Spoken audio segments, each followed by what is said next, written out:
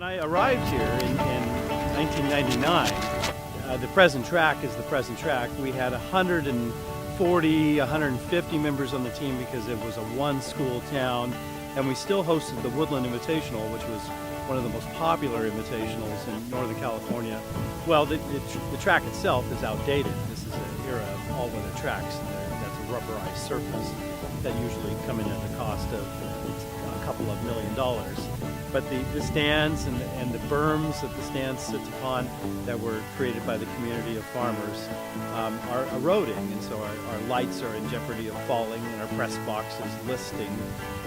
So we are in great need of a new field. As you can see, it's a dirt track, so it makes it hard to train just because if it's wet outside, it gets really muddy and you can't run on it or else you'll completely ruin it. This track is really hard to run on. I guess it's always muddy on the inside lane, so you always have to run around it. And it hurts our program also because we used to have a track meet, the Woodland Invitational, which would bring in a lot of money for us as a fundraiser. But now schools don't want to come here to compete because there are so many schools with all other tracks that they can go to. It's sometimes a lot of bumps because it's not flat like all weather track. Your times are better on an all-weather track because you slip on a dirt track just because of the gravel, but on an all-weather track your spikes have more traction. Well, it would make our stadium and school look much nicer.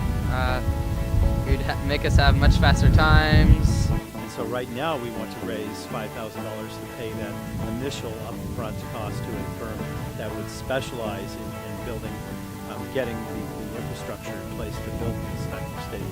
It's our local family-owned Ford dealership, Elm Ford, has graciously provided us an opportunity to be in the Drive One for Your School annual fundraising activity. They just have to come and they just test drive a Ford and fill out a piece of paper and we automatically get $20.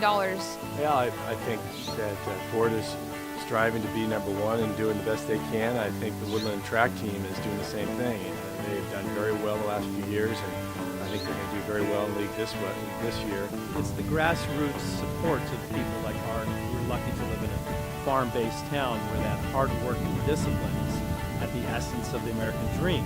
And if we can continue to demonstrate as educators and coaches how we instill those time-honored values, then the next generation will be okay. And based upon what I see on this track team, we have fantastic kids that will go off and do amazing things in life, and they're representative of our high school.